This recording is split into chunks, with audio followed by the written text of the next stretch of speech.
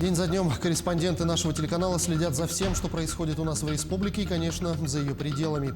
И сегодня, подводя итоги уходящей недели, мы расскажем вам о самых интересных событиях. Вы смотрите итоговую программу «Якутия. День за днем». Меня зовут Иван Лазаренко, и вот о чем мы расскажем сегодня.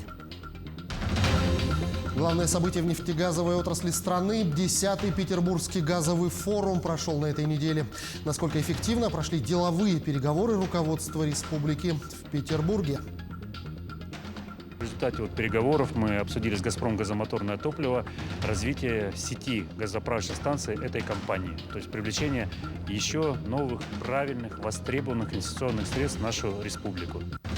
Дистанционное обучение столичных школьников продлено. Какие еще ограничения вынуждены терпеть якутяне в связи со сложившейся эпидобстановкой? В складывающихся условиях и оценивая ситуацию, правительством Российской Федерации совместно с регионами обсужден ряд мер, который направлен исключительно на максимальную защиту нашего населения от новой коронавирусной инфекции, на сокращение показателей смертности, а также на обеспечение функционирования экономики и социальной сферы без локдауна. В последнее время в нашей республике уделяется внушительная доля внимания в части дополнительного среднего образования. Какие новшества появились в учебных программах для школьников? В Ростке, получается, я собирал разных роботов, им программы свои писал. Сейчас пишу программу. И также я еще от имени школы году в 17-м или 18-м ездил в Якутск, получается, тоже со своим роботом, со своей программой. Молодые семьи и бюджетные работники Ленского района активно участвуют в социальных программах по улучшению жилищных условий. Расскажем, как стать участником таких программ. Кому-то в этой части везет, скажем откровенно, то есть списки утверждаются, допустим, в феврале, а где-нибудь там в мае, в июле день рождения, тогда все складывается удачно. 58 лет в эфире. 8 октября праздновали День якутского телевидения. Какие они будни современного ТВ?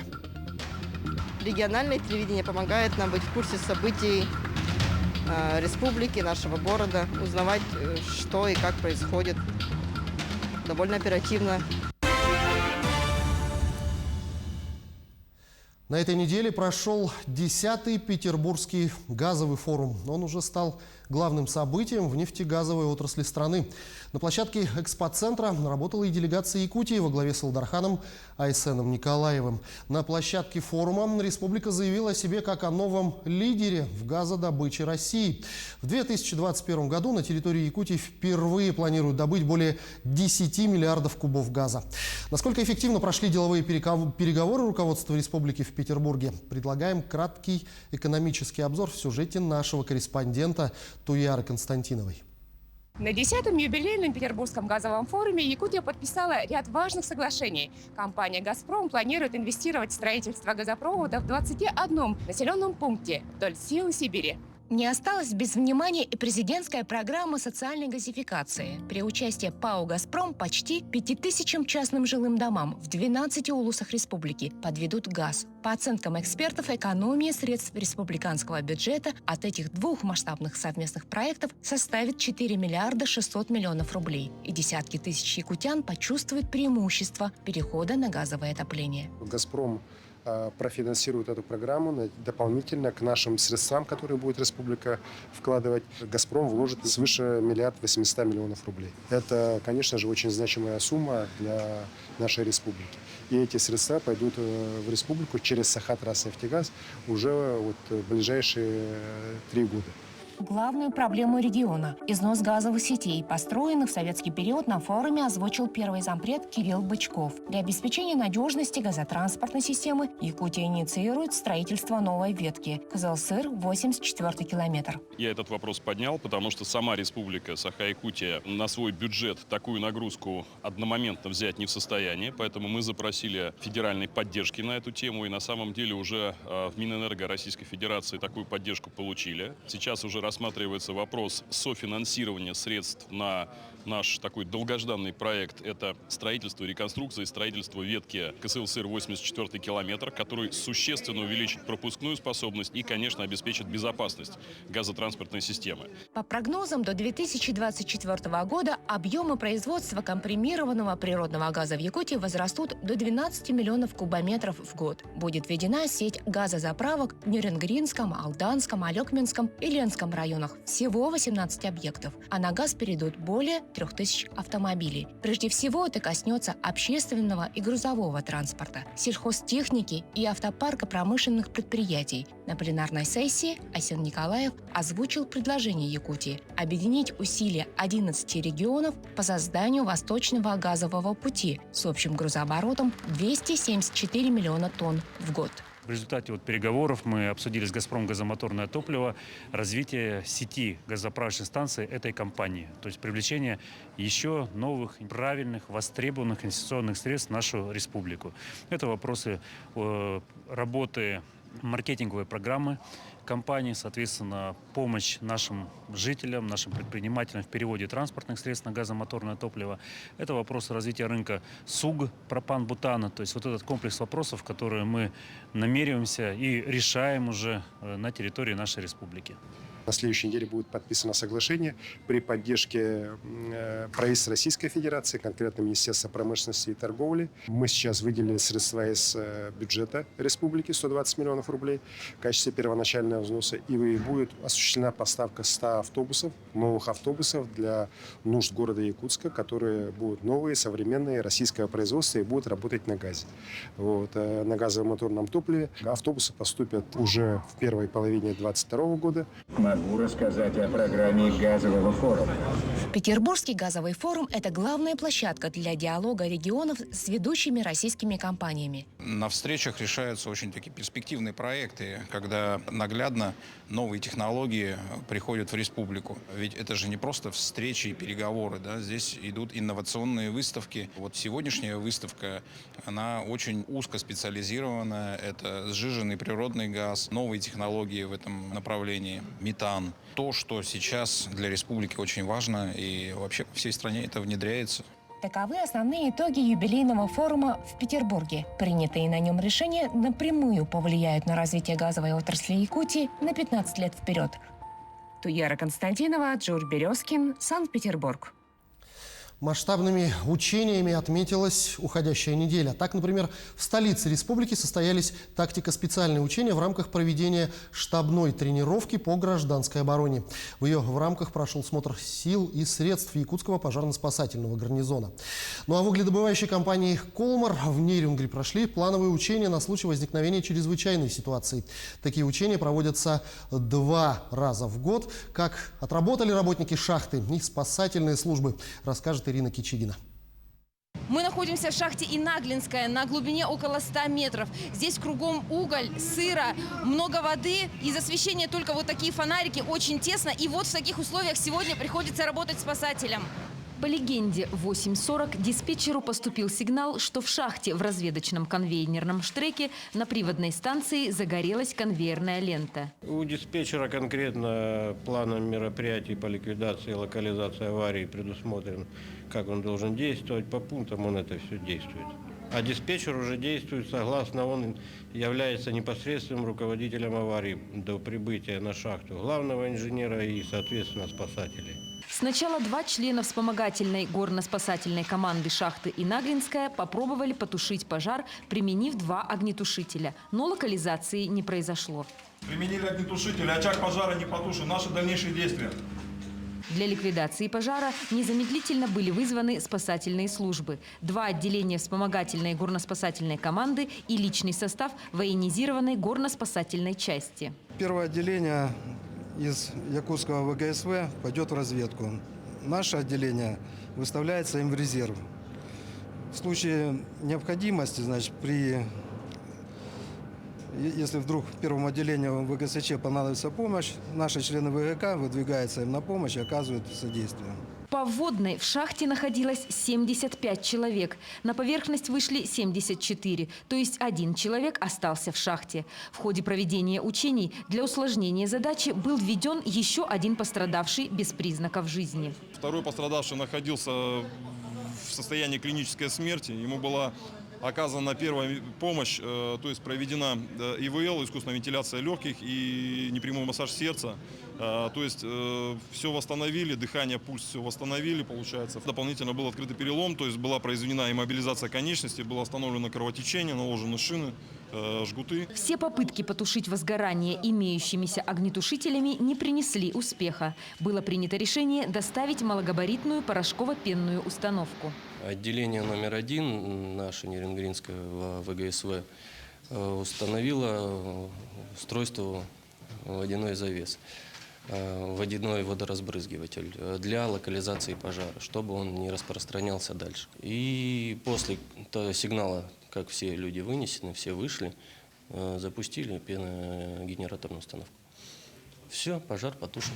В результате командно-тактических учений выявились технические и организационные недочеты, которые предстоит отрабатывать дополнительно. Несмотря на то, что техника чуть-чуть подвела, это как бы внесло свой особый результат. Мы нашли с командиром решение, как закончить их, как мнимый пожар потушить, оказать необходимую помощь пострадавшим, так сказать, в боевых условиях провели. В целом для тушения пожара и оказания необходимой помощи пострадавшим решения приняты верные, командный состав отработал профессионально и слаженно. Учения прошли на высоком уровне. Ирина Кичигина, Вадим Барашков, Нерюнгри. Но сейчас мы прервемся буквально на минуту и после небольшой рекламы обязательно продолжим. Не переключайтесь.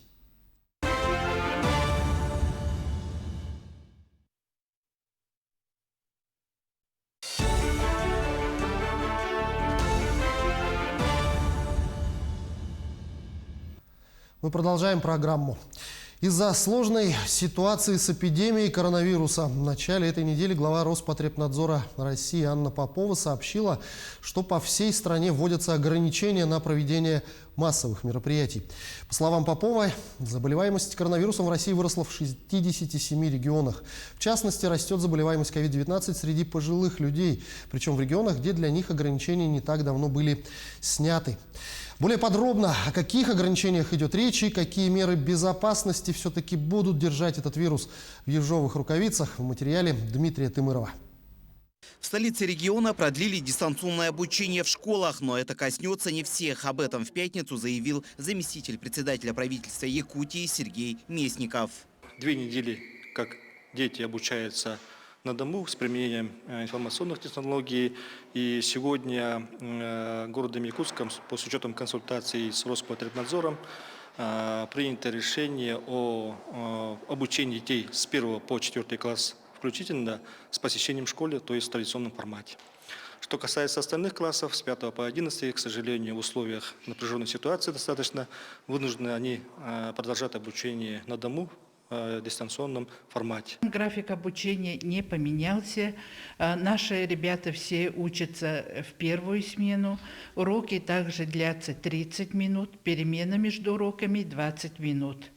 Но, конечно, по сравнению с прошлым годом, как бы и учителя, и учащиеся более подготовленные к переходу на дистанционное обучение.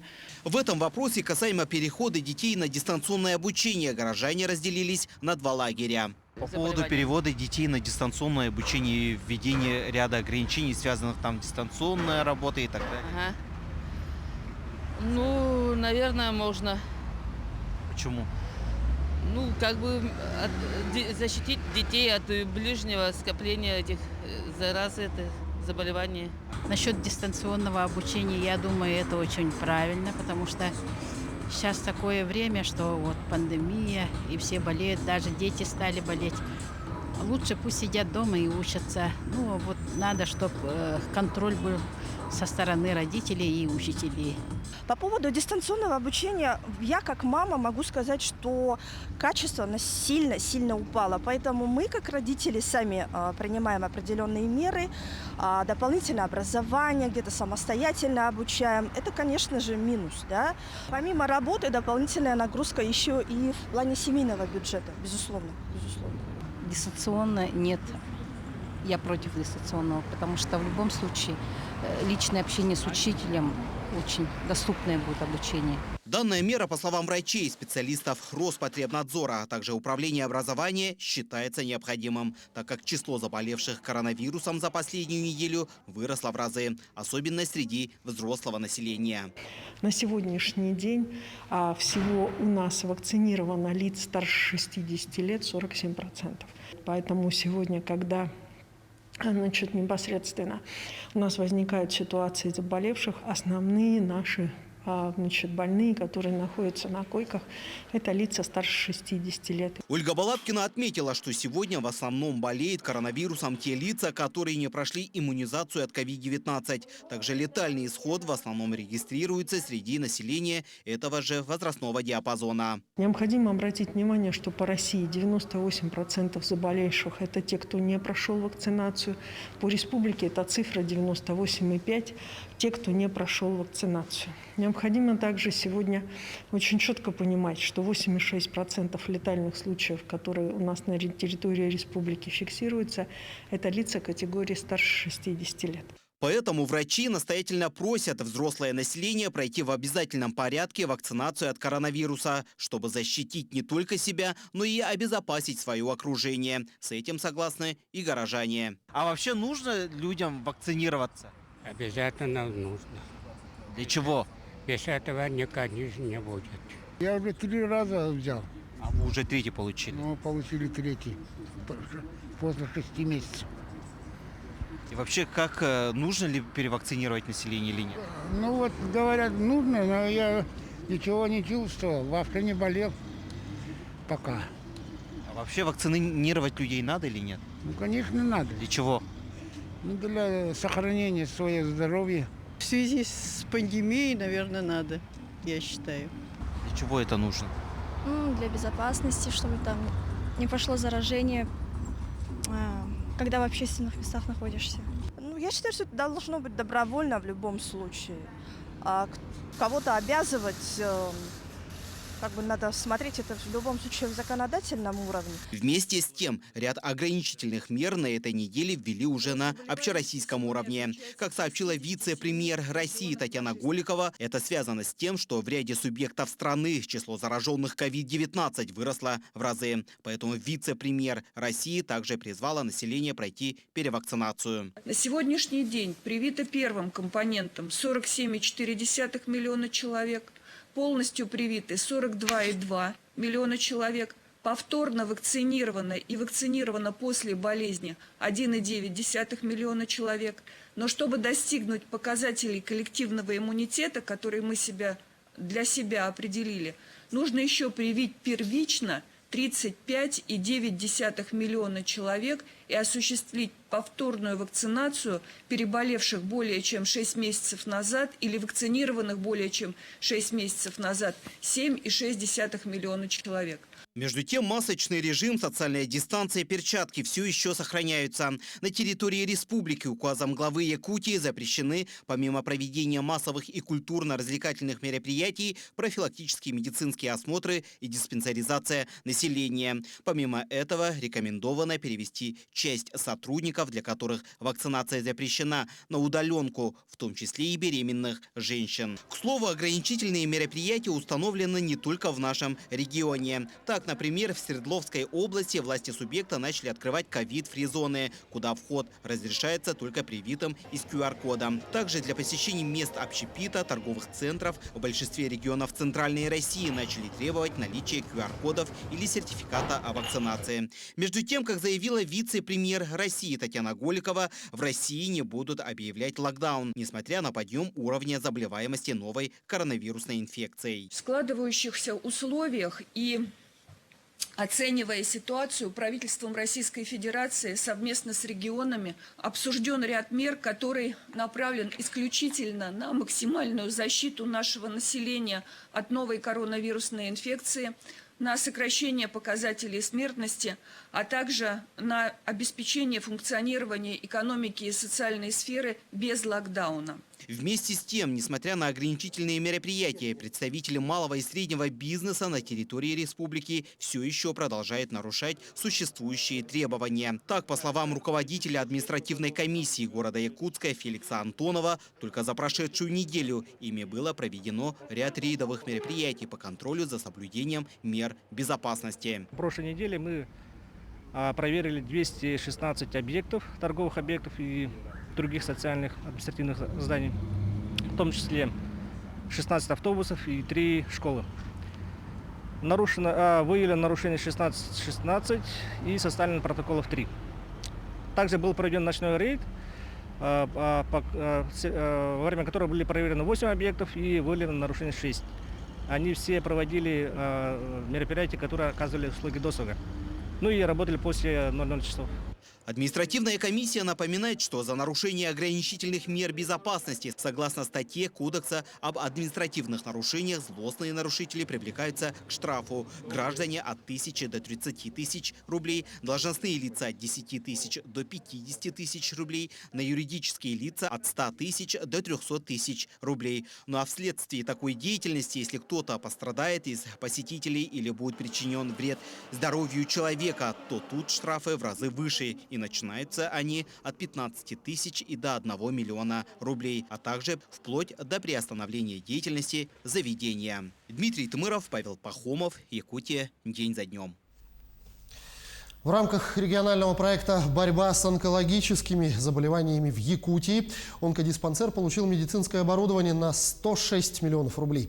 Это 8 единиц различного высокотехнологичного компьютеризированного оборудования для проведения диагностики и операций для онкологических больных. Подробнее в сюжете Ульяны Шагиной.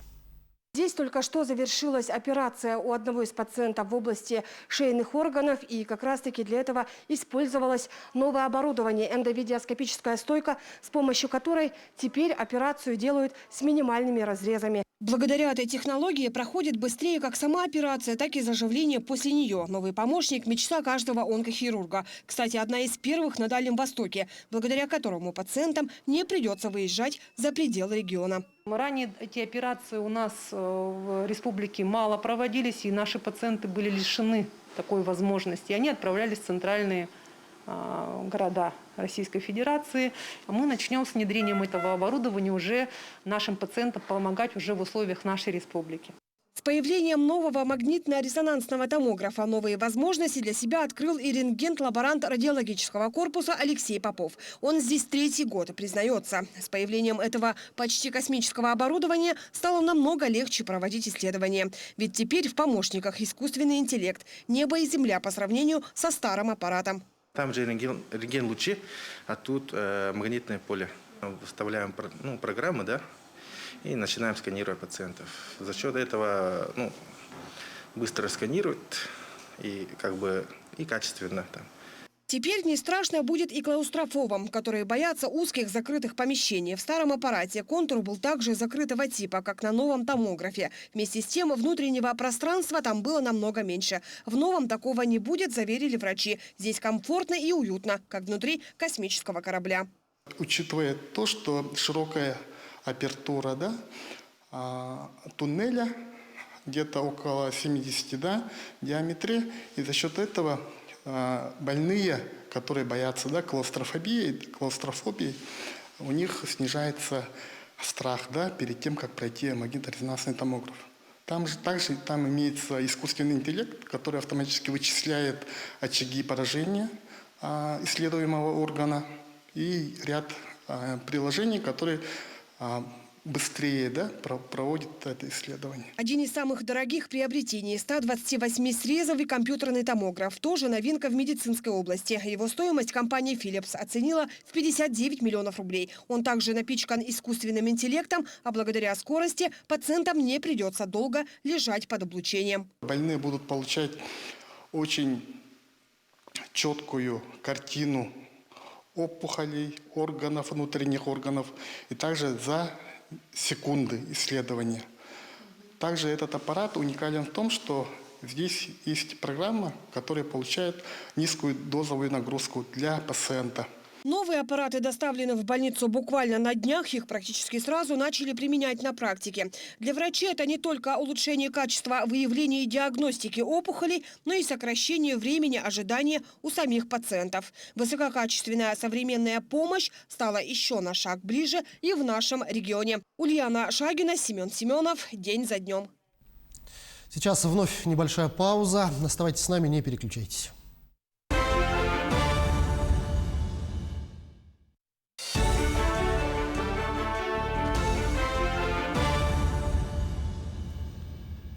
Продолжаем программу. В Ленском районе успешно реализуются как федеральные, так и муниципальные социальные программы. Например, 36 семей из Ленского района стали обладателями жилищных сертификатов по программе обеспечения жильем молодых семей. И вот уже несколько лет Ленский район занимает лидирующие позиции в Якутии по сумме финансирования из местного бюджета. 17 семей получили по 500 тысяч на приобретение жилья в рамках программы улучшения жилищных условий работников бюджетной сферы и 9 семей сертификаты на 200 тысяч для ремонта своих квартир или домов. Все подробности у Анны Кожевниковой.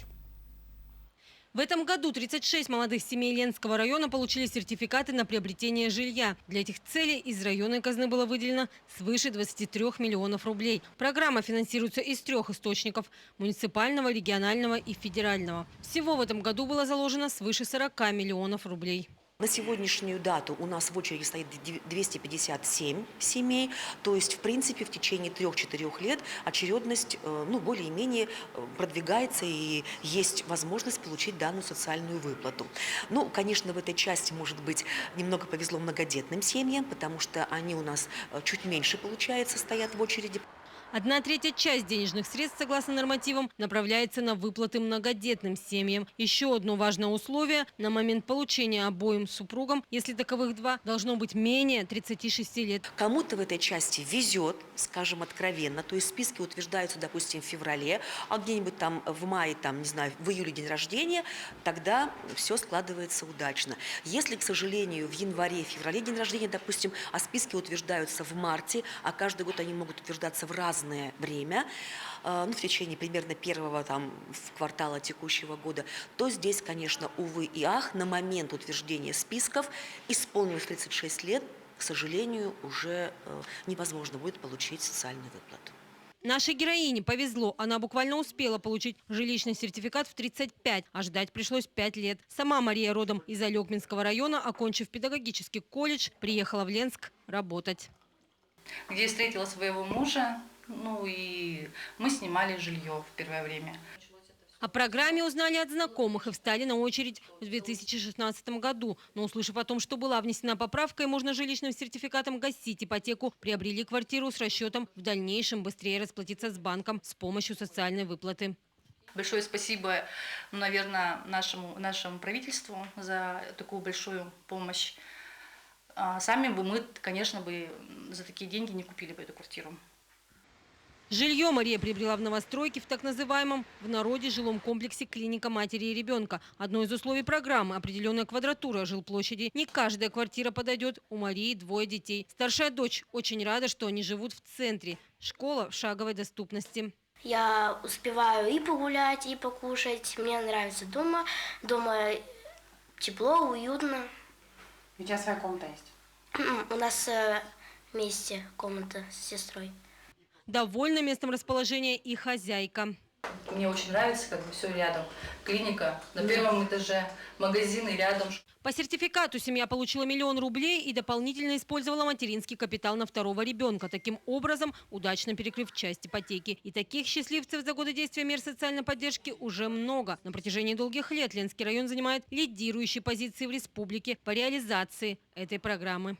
по финансированию, в том числе особенно из местного бюджета, у нас нет снижения. Более того, с каждым годом вот прогнозные показатели уже на 2022 год и плановый период 2023-2024 года у нас есть увеличение в данном направлении. Еще одна программа для улучшения условий жизни разработана на местном уровне, но ее участниками могут стать только работники бюджетной сферы. Это денежные выплаты на 200 и 500 тысяч рублей. 200 тысяч на ремонт жилья, а 500 на приобретение.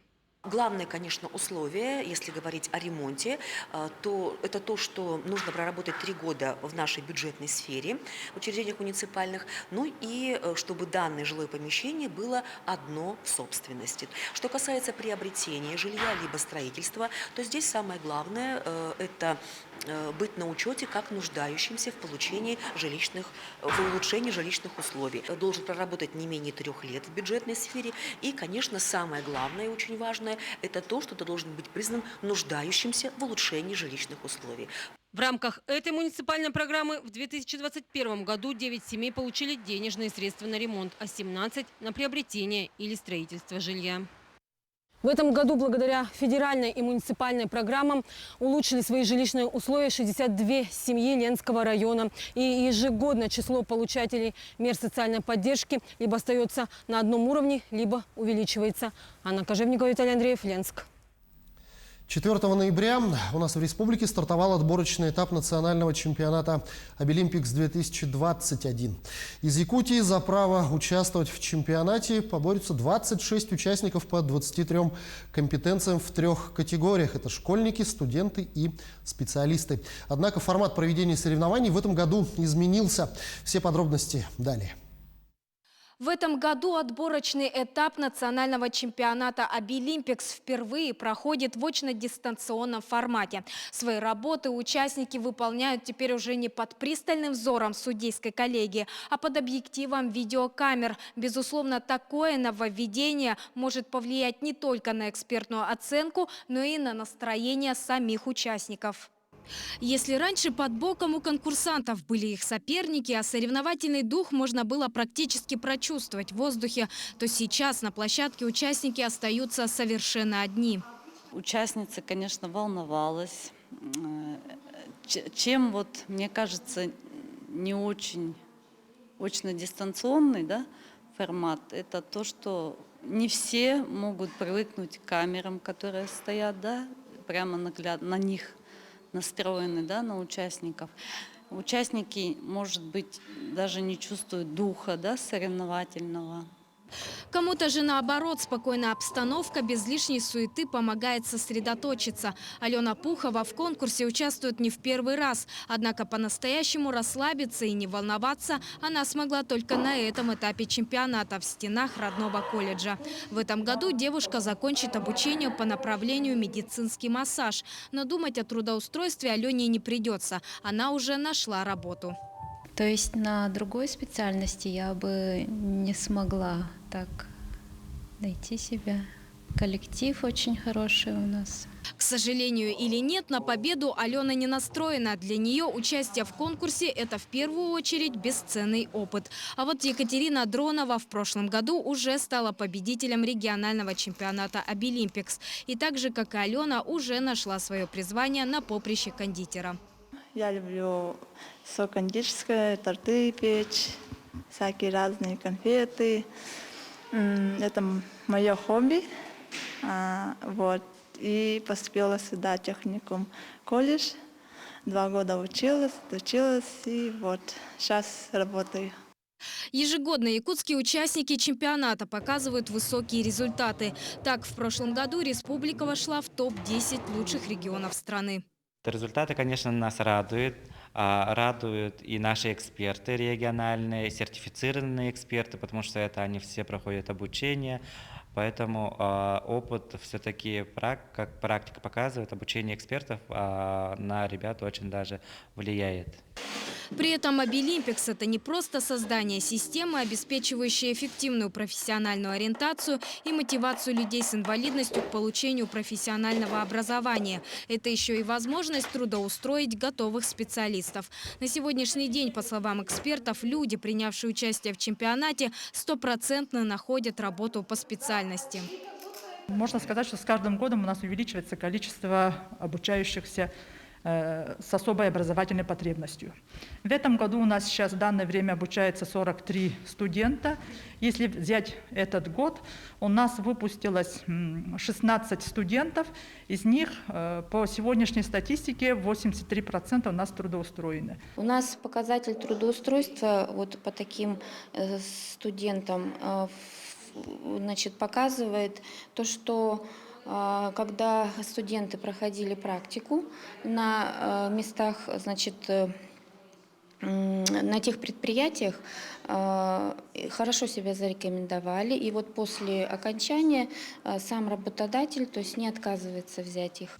Отборочный этап чемпионата завершится 17 октября, а чуть позже станет известно, кто будет представлять республику на финале в Москве с 16 по 18 ноября. Как бы то ни было, каждый участник Обилимпикса уже заслуживает звания лучшего. Саргалана Неустроева, Георгий Григорьев, Семен Семенов, Якутск. Ну а о результатах этого чемпионата мы обязательно расскажем по его завершению. Сейчас, продолжая тему, точки роста, кванториум, новые образовательные программы. Все это современные запросы общества, которые требуют современных решений. В последнее время в нашей республике уделяется внушительная доля внимания в части дополнительного среднего образования. О том, какие новшества появились в учебных программах для школьников и как развивается в нашей республике работа национального проекта образования, расскажет Надежда Саханская. Утром и днем в обновленных классах, оснащенных современным оборудованием, проходят уроки. Во второй половине дня классы функционируют как общественные пространства для занятий шахматами и робототехникой, для создания и воплощения проектов для творческой реализации, причем не только детей, но и их родителей, и даже педагогов. Такое явление называется точкой роста, и появилось оно в нашей республике сравнительно недавно. Мы можем благодаря вот этим технологиям, новым лабораториям понять наше строение, то есть как работает наш организм. При этом биология, она будет тесно связана при помощи вот этой лаборатории с физикой, с химией. То есть действительно у них есть между собой какие-то связи. Детям интересно, они заинтересованы. Можно на фоне вот этой лаборатории проводить различные научно-практические работы. Точки роста – это дополнение к естественно-научным предметам. Такое нововведение в образовательной программе способствует более интересному проведению занятий, потому что в комплекте идут передовые цифровые лаборатории. Ну, в ростке, получается, я вот собирал разных роботов, им программы свои вот писал. Сейчас вот пишу программу. И также я еще от имени школы году в 17-м или 18-м ездил в Якутск, получается, тоже со своим роботом, со своей программой. Всего в этом году в Якутии будет работать 207 точек роста. Внедрение новых образовательных технологий распространяется по всей республике. Нынешние центры «Точка роста» имеют очень большую предметную направленность. Ребята могут постигать азы биологии, химии, физики и информатики. То есть полностью отвечают тем направлениям нашей работы по развитию естественно-научного образования в нашем районе. Однако дополнительное образование на этом не останавливается. В качестве внеклассных занятий дети всегда могут посетить интересующие их обучающие курсы на базе кванториума, который расположился в Дворце детского творчества. Вот на таких макетах дети решают задачи, связанные с энергетикой и водородным топливом. Вот это автомобиль, который передвигается на водородном топливе, и ребята занимаются его разработкой. Пытаются сделать так, чтобы он ехал дольше и быстрее. Знаете ли, своего рода научная тачка на прокачку. Кванториум – это новый бесплатный формат дополнительного образования для детей с 11 до 18 лет. И здесь школьники познают уже не первый год азы геодезии, робототехники или, скажем, космонавтики. И такое научное любопытство попутно развивает навыки работы в команде. Вообще идеология кванториума заключается в том, что мы детей учим работать в команде. То есть у каждого проекта, в зависимости от проекта, да, то есть есть инженер, лидер, программист и так далее. Такие науки уж точно не захочется постигать дистанционно. Однако есть и отдельная категория учеников, которые могут получать знания о чем-либо только в очном формате. Речь идет об адаптивном образовании, которое в нашей республике тоже не стоит на месте. У нас открылись кабинеты, оснащенные по современной модернизированной технологии обучения. Наши учителя к этому подготовились. Они все цифровую грамотность имеют, как говорится, по полной программе. Это все не на пустом месте. На самом деле учителя начали работу свою по данным направлениям очень давно. Но благодаря проекту «Современная школа» в рамках нацпроекта образования они получили современные условия для работы.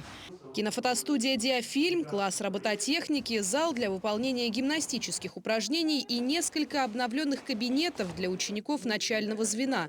Все это новая веха в истории адаптированного обучения. Однако в такой школе есть еще и образовательные программы, направленные на профориентацию. Надо сказать, что именно вот эта школа, где мы находимся сегодня, именно последние 2 года работает по профессиональной ориентации детей и по получению ранней специальности повара и по IT-технологиям для мальчиков тоже специальность. Они сотрудничают с колледжем связи, поэтому получение специальности для таких детей – это очень важно. Это наша основная цель – социализация наших детей, чтобы они в жизни получили свое место, профессию, и они чтобы были успешны. И хочется верить, что такие позитивные тенденции в сфере современного образования – это только начало больших перемен. Надежда Саханская, Марфирина Алексеева, Георгий Григорьев, Вилюйск, Жатай, Якутск. Но сейчас вновь небольшая пауза. Через минуту обязательно продолжим.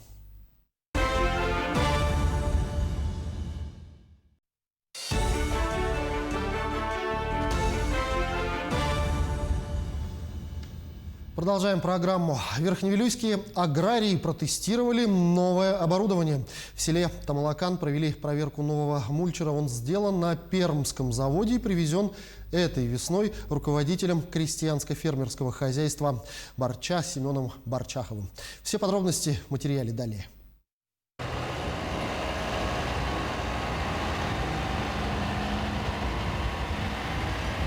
В республике это первый мульчер, который усовершенствовали специально для трактора «Беларусь» по заказу Семена Барчахова для обработки земли, заросшей кочками и тальником. Самое главное сегодня я хотел бы отметить, что крестьянское фермерное хозяйство Барчахова Семена Ивановича, энтузиаст, сам глава Семен Иванович Барчахов, он приобрел прямо с завода с города в Пермь новое оборудование, которое, на наш взгляд, будет работать по удалению кочек, кустарников. И мы думаем, что это самый удачный вариант работы по культурно-техническим работам. И мы хотим сегодня сказать большое спасибо Семену Ивановичу за то, что он с энтузиазмом взялся за это дело и приобрел такое дорогостоящее оборудование. После всех проверок в будущем планируется использовать такие мульчеры во многих земельных хозяйствах. Специально ездил туда, сперва там ознакомливался по интернету, потом разговаривал с ними и договаривался, потом я туда съездил в Пермь. Я так думаю, что на нынешнее время и на сегодняшний день самая эффективная вещь, которая для борьбы с кочкарником и стальником, я так считаю. Для изучения нового мульчера были приглашены специалисты по ценообразованию, которые измеряли количество отработанного времени, потраченное на это топливо, и сравнивали мульчирование 2 разных пород заросшей земли.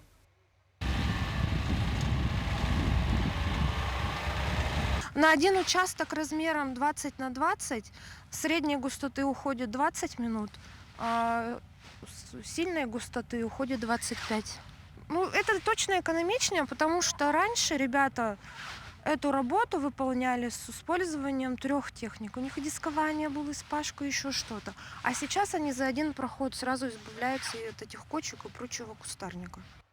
Мульчер зарекомендовал себя исключительно с положительной стороны и все работы сделал быстро и качественно. Семен Барчахов остался доволен своим приобретением. Валерия Золотарева, Александр Адамов. День за днем. Верхневилюйск. Ну и к пище духовной.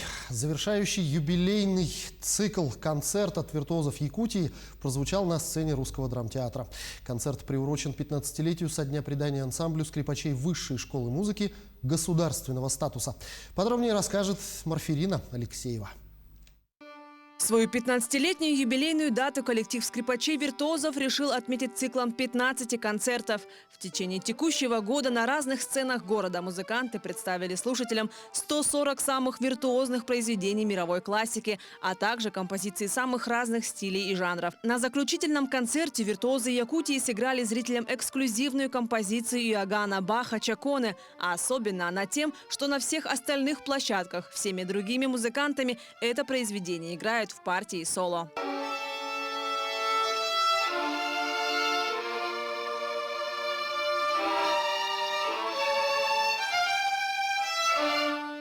Я считаю, что это одна из прям сложных произведений, как бы верхушка, так скажем, айсберга. И мы это играем, у нас своя обработка, и это очень престижно, что мы играем это произведение. Виртуозы Якутии – лауреат 7 международных конкурсов. За 27 лет своей творческой деятельности дал более 2500 концертов на самых престижных площадках в 29 странах Америки, Европы и Азии. В составе ансамбля 11 молодых скрипачей. Сложно представить, какого труда стоит добиться мирового успеха хрупким и грациозным девушкам. Все хотят учиться музыке, но потом, как только соприкасаются с занятиями, они начинают понимать, что это оказывается очень сложно. Да? Ну, это конечно, я не могу проводить такие прямые ассоциации с спортсменами. Это то же самое, потому что без этих репетиций достичь каких-то результатов очень трудно. Особенно на таком инструменте, как скрипка. У нас рабочий график 7 часов. И за эти 7 часов мы каждый день оттачиваем свое мастерство, именно чистоту, перышки свои прочищаем вот так вот. И каждый день такая работа происходит. А что делать? Иначе мы бы не добились таких результатов.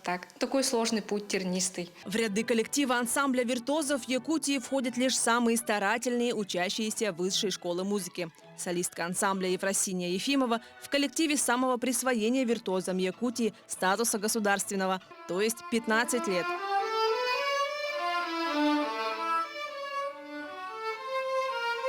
С 2007 года я уже работаю в этом коллективе. По сей день я сторожила, получается.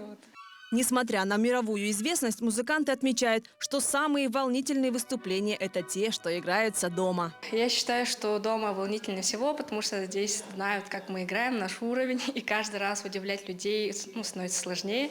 Также на итоговом концерте благодаря гранту председателя правительства республики была представлена новая скрипка итальянского мастера Андреа Шуца. Выступая в Кремоне, это итальянский город мастеров скрипичных, где творили великие Страдивари, Гварнери и другие, мы познакомились с мастером, который имеет мастерскую в Кремоне. Он предложил нам свои скрипки, нам они очень понравились. И последние годы мы стараемся приобретать для ансамбля его скрипки. На заключающем юбилейный цикл золотой коллекции концерте виртуозы Якутии исполнили самые любимые и узнаваемые композиции слушателей. Марфирина Алексеева, Семен Семенов, Якутия день за днем. На этой неделе, 8 октября, мы отпраздновали День якутского телевидения. 58 лет назад, 8 октября, в эфир вышла первая регулярная программа. Сегодня же телевидение Якутии объединяет целое семейство телеканалов. Это НВК «Саха», «Мамонт» и телеканал «Якутия-24». Вещание ведется на 2 государственных языках и языках коренных малочисленных народов. Все подробности в материале нашего корреспондента Юрия Осипова. Почти 60 лет НВК «Саха» вещает по всей республике. Сегодня это уже несколько каналов. НВК «Саха», «Якутия-24» и «Мамонт», которые знакомы каждому жителю Якутии. Новости, развлекательные и образовательные передачи. Каждый телезритель может найти что-то для себя. Сегодня НВК «Саха» – это не только 3 телеканала и радио. Сегодня мы очень сильно работаем и в интернете. Сегодня мы получили серебряную кнопку YouTube. Также у нас есть очень много приложений. Мы во всех социальных сетях. Приложения этой темы НВК Саха побили рекорды по скачиванию в Республике Саха-Якутия. Поэтому сегодня наши телезрители, радиослушатели нас могут найти везде, во всех платформах, которые существуют. За выпуском каждой передачи стоит множество людей. С 2018 года начал функционировать круглосуточный новостной канал «Якутия-24». Здесь аккумулируются новости со всего региона, чтобы как можно скорее донести их до каждого зрителя. Выпускающий шеф-редактор, режиссер, операторы, звукорежиссер, техники и многие другие, кто не попадает в кадр во время каждого выпуска новостей, работают в поте лица. Для жителей региона очень важно получать свежую, достоверную информацию из первых рук, чтобы эта информация была проверенная, чтобы она была качественная. Собственно, ради этого мы и стараемся, работаем день и ночь, бывают и ночные съемки. Чтобы максимально охватывать всю Якутию, филиалы НВК «Саха» работают в крупных городах, а также множестве районов республики. Один из них уже 20 лет работает в Ленске. Ленская телестудия трудится эффективно и плодотворно на благо и развитие телеканалов национальной вещательной компании. Ленские корреспонденты всесторонне освещают жизнь и значимые события города и района. Их материалы всегда яркие, цепкие, запоминающиеся и не случайно, ведь здесь трудятся профессионалы своего дела. Люди с колоссальным опытом. В эпоху развития технологий, в частности социальных сетей, все чаще можно услышать, что телевидение отходит на задний план. Чтобы узнать, согласны ли с этим мнением зрители, мы пообщались с ними. Обязательно нужно, потому что свои новости о том, что в республике происходит, нужно знать каждому. Этим мы живем. Мы отличаемся тем, народ Саха, тем, что у нас своя индивидуальность. И это очень подчеркивает наше телевидение якутское, к чему мы очень рады и поздравляем наше телевидение. Региональное телевидение помогает нам быть в курсе событий республики, нашего города, узнавать, что и как происходит довольно оперативно. Мы развиваемся в плане контента, в любом случае, развлекательного особенно. И очень важно, чтобы молодежь была заинтересована в этом. Я считаю, да, что важно. Сейчас половина все равно молодое поколение смотрит в телефонах сидит, а возрастное поколение им проще все равно по телевизору бы это было смотреть. Чтобы они продолжали там это смотреть и продолжали получать оттуда информацию. Насколько я знаю, у нас действует НВК Саха, канал, да, «Мамонт» у нас есть, Якутия-24, если не ошибаюсь. Но я думаю, что они нужны, конечно. Все, кто здесь живет в этой республике, должны знать, что делается в республике ради благосостояния народа. Мне нравится смотреть телевидение якутское. Мне очень все нравится. И там все рассказывает правдиво, все нормально. Самые острые, актуальные новости, интервью на канале Якутия-24. Так как я нахожусь в декретном отпуске, то местные, нерюнгринские, районные, регионные новости я узнаю из республиканского телевидения. Самые достоверные новости из Якутии мы узнаем с канала Якутия-24 с праздником. Хочется пожелать, конечно, всем крепкого здоровья, удачи и счастья. Хочу пожелать вам всем здоровья, особенно вам. Потому что вы непосредственно связаны с людьми, вы берете интервью, вы работаете. Поэтому здоровья вам, счастья, всех благ. За 58 лет национальная вещательная компания «Саха» стала одной из крупнейших региональных теле- и радиовещательных компаний России. Сегодня я от всей души хочу поздравить наших ветеранов, поблагодарить их, которые стояли у истоков якутского телевидения, которые трудились во благо якутского телевидения. Благодаря им сегодня мы очень крепко стоим на ногах и видим дальнейшее будущее, дальнейшее развитие национальной вещательной компании. Сегодня я поздравляю наших коллег, которые сегодня трудятся в компании. Желаю хороших, интересных сюжетов и, конечно же, крепкого здоровья. Смотрю всегда только лишь «Россия-24» или «Якутия-24». Все программы, какие там есть. Канал мне этот очень нравится. Очень хорошая доступная информация, которая нам на данный момент необходима. Люди больше стали сейчас смотреть телевидение, там, интернет, да? Наши как бы газеты уже отошли на второй план. И поэтому, мне кажется, любой человек, проживающий в Якутии, конечно, интересно не только, что происходит в городе Ленске, но что происходит и во всей республике. Юрий Осипов, Георгий Григорьев, Павел Пахомов, Якутия. День за днем. Что ж, именно такой была эта неделя. Наши корреспонденты продолжат следить за развитием событий. Вы смотрели итоговую программу «Якутия. День за днем». Для вас в студии работал Иван Лазаренко. Я с вами прощаюсь. Берегите себя и помните, что единственный способ остановить пандемию коронавируса – это, безусловно, вакцинация. До встречи в эфире.